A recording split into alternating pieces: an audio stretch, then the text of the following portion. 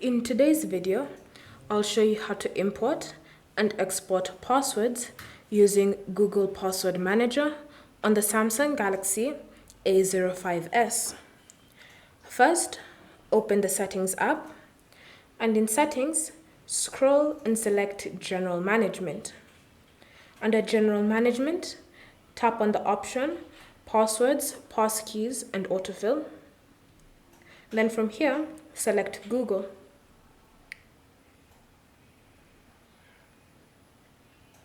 Next, tap on the settings icon in your password manager.